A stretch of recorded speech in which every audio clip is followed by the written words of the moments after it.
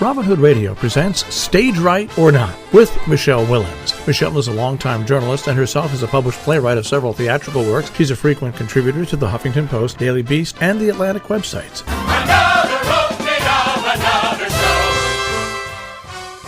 Well, it's not only actors who perform on stage these days. Authors no longer are allowed to just write their books and wait for readers and critics to vote yay or nay. No, not unlike performers in shows, they are expected to go on tour, hitting local bookstores to do readings.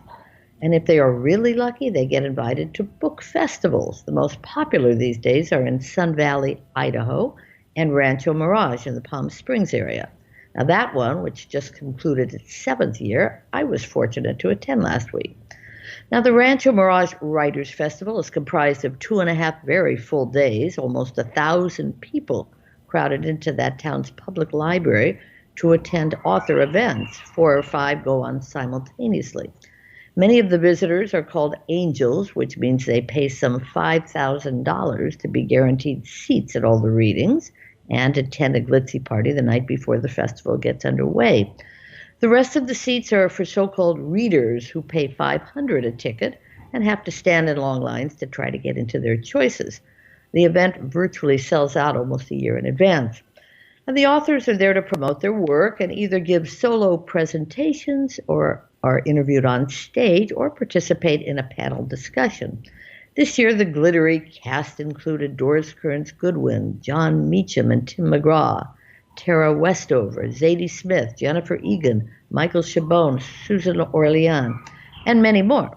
And with this one coming days before the 2020 campaign officially started, there were political pundits and writers like Karl Rove, Jeff Flake, Bret Stephens, James Carville, Richard Stengel, and more. Now maybe because it's my usual beat, but I did keep seeing parallels to the theatrical world. The authors not only lead or take part in interesting discussions, but they also have to hold the crowd, fearful of the restless walkouts among viewers who wonder if there's something more entertaining in the next room. So you get folks like popular novelist Carl Hiaasen, I think that's how he pronounces his name, who is virtually a stand-up comic, yet also illuminating as he explained that he really doesn't know when writing his books which characters will emerge. Often it is an initially supporting one, he said. He quoted Elmore Leonard, who once claimed, "Why would I write a book if I know how it's going to end?" And let me tell you, I've seen probably 100 shows on stages this past year, but I can't think of any as entertaining as John Meacham and Tim McGraw's current act, selling their joint effort called Songs of America. Not only do they have this cowboy versus erudite elite thing going on, until about 3 weeks ago, McGraw thought Thoreau was a quarterback, said Meacham. But they also discuss and then play key songs that had important meanings throughout the country's history. We get a little Springsteen and Elvis thrown into the lesson, but did we know that Dixie was originally written for minstrel shows in New York City? Or that Winston Churchill once thought he was having lunch at Buckingham Palace with Isaiah Berlin, but later learned it had been Irving Berlin? The author talks this time, as I mentioned, were often political, but also covered contemporary subjects like the future of education and our newspapers dying. The Los Angeles Times top editor, Norman Pearlstein, acknowledged that digital cannot be denied, but he also made a case for the comprehensive reporting that only a newspaper can still do. The LA Times had just proved that, covering the unbearably sad death of Kobe Bryant. The paper printed thousands of extra copies, and its pages were filled with every possible angle. Those are editions you hold in your hand and that many will likely want to keep in the collection, as opposed to save in the cloud. Now, if there was one word that was spoken more than any at the Writers' Festival, it was storytelling. Abe Lincoln said a good story was better than a glass of whiskey, said Doris Kearns Goodwin. They told stories, not facts, she added, in detailing the qualities that great leaders have shared, including not being afraid to fail, having the self-confidence to surround themselves with those who disagree with and even know more than they do, and being able to take time to think and relax. She pointed out that Lincoln went to the theater at least 100 times during his time in office. FDR apparently chose who would sleep in the White House's famous bedrooms depending on how good a storyteller they were. Winston Churchill stayed there several times, including once when the president caught him stark naked. Hey, this prime minister has nothing to hide, said the unembarrassed Churchill. And one cannot hear some of these stories without imagining not only couldn't this be a movie or TV series, but a play as well. For example, I truly could see one based on Susan Orlean's academic and I thought compelling book called Library. Now it sounds dull, and for some people it was, but it's not only an inside look at why those wonderful institutions work so well. Hey, can you imagine one on the DMV? But the reader follows a fascinating arson investigation with, as Orlean described him, an unreliable but charismatic narrator as the main suspect. I could see a show built around him, maybe even an Evan Hansen-type musical. Hey, what rhymes with catalog? I mentioned the Meacham and McGraw duo. Well, apparently there is theatrical interest in doing something around their book. And of course, Tara Westover's #1 bestseller, Educated, has all the makings, yes, of a miniseries that I could see starring Amy Adams. But how about a one-woman show with all parts played by, well, Laura Linney? For starters, said Westover at Rancho Mirage, her mother was 2 people, my mom and my father's wife. Her incredible story of educating herself. I have a PhD, but I don't have a high school degree, she said. All began when her brother in their very poor and often abusive mountain home in Idaho played her a recording of an opera. I decided then I wanted to go to school to learn to be a singer, she said. Well, she ended her program at the festival by singing a hymn, which gave us all goosebumps. By the way, when she told her brother she was writing a memoir, he said, well, at least you won't have to make anything up. Storytellers can change the world, said National Geographic anthropologist Wade Davis. His multitude of tales accompanied by projections were beyond anything one could imagine. He has spent time with seemingly every tribe, in every forest, in salt mines, in Buddhist retreats where he thought he'd stay 2 weeks, remained 4 years. If he doesn't have a one-man theatrical piece in him, I don't know who does. The last person of the festival on stage was, in fact, an actor, Michael Douglas, who was interviewed about his long career. Now, he does not have a book to promote, but he does have a son to promote. Cameron, whose life has already been filled with harrowing drama, well, he has written a book. I asked Michael, who I had met at UCSB, where he in fact directed a play, if he has any plans for doing something on stage. He said no, but that his summers working with playwrights at the Eugene O'Neill Theater Center when he was very young had lasting impact. I've had a pretty good track record, he said modestly, and a lot comes from that experience, learning how structure is so important in scripts. Overall, these writer festivals, they're fun, if rather exhausting experiences. The good news is a lot of books are sold, which means people are still going offline to sit down with fiction or non. If there are qualms about the events, well, they are expensive, and as a result, the visitors are 99.9% white, and shall we say middle-aged and beyond. There was only one author of color. Another had dropped out when he learned he'd be nothing but a token.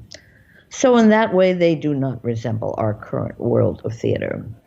But you do leave with great respect for these folks who spend years composing stories and then have to spend a lot of time and energy getting up on stages, large and small, to sell them. They may not be playing characters, Jill, but playing themselves, maybe even tougher. That is all true. You know, the role of the storyteller in culture, from literally the dawn of time, should not go unremarked. That's right. Because that's how information came down, and only then was it put in. Can anyone say Bible? But only then was it. Newspapers came after that, and I'm struck that. The number of people that are out there and involved belies the information that has been disseminated about that. You know, for example, people look at their screens and they don't focus, or they go to the theater, or they go to, and they don't focus on the fact that somebody had to write the stuff. That's right. And that's right. Do you know, at the weekend, I was, I don't know, I was hiding from some. Oh, there was no sports. That's it. There was no particular sports, and I had flipped to PBS, and they were showing the Guns of Navarone, which had, but now would probably be tagged for cultural appropriation. But had David Niven and Gregory Peck, and it was an old film. But I also read the book prior to it. I started thinking, and somebody else just mentioned this about Little Women. The last he said he saw it down in Mexico. He said production values sublime. He said, why did they have to start backwards? Why can't you just have exposition? Right. Well, they told that one about 7 times already, so she found a new way of telling it. But you're right. You could take the same story, and as we see it, whether it's in a movie or eventually a series or maybe on stage, telling them very different ways. Laura Linney is on Broadway now, basically reading from a book. Joan Didion, Vanessa Redgrave became Joan Didion, telling her story on stage. So, yeah, I mean, these books, they take years to research and write. Susan Orlean said it took her 7 years to write Library. 7 years. I mean, she watched her child grow up, That's a long time to work on one project. Fascinating, of course, but just think of that. And to bring all these people joy years later, but you don't know. You don't know. Will they like it? Won't they like it? Does it have another way of being told? But you're right. Stories that was they were told around the campfires. They were told in caves. They were written on the walls, for us to remember. So. It's fascinating, and I'm glad I'm reading 2 books at once. One is on Kindle, but I try to always have a regular book nearby, just so that I'm not one of those people that only read on screens. And, and I do think newspapers still, maybe because I do a lot of writing for them still, but, I was in Los Angeles this week. I'm still in Los Angeles when the Kobe Bryant thing hit. And, just I didn't want to, you don't want to go online and say, oh, how's that being covered there? How's that? It really felt good to pick up a newspaper and just read these incredibly interesting stories, personal, about children, about basketball. I mean, about mothers who had never seen a basketball game in their life, but cried all week long.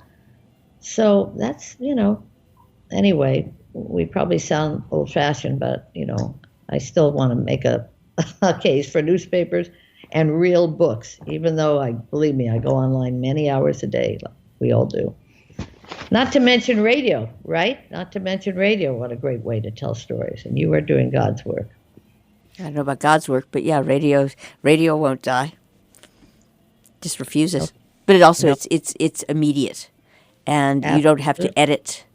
All you have to do on radio is open your mic and start to talk, and people can hear you.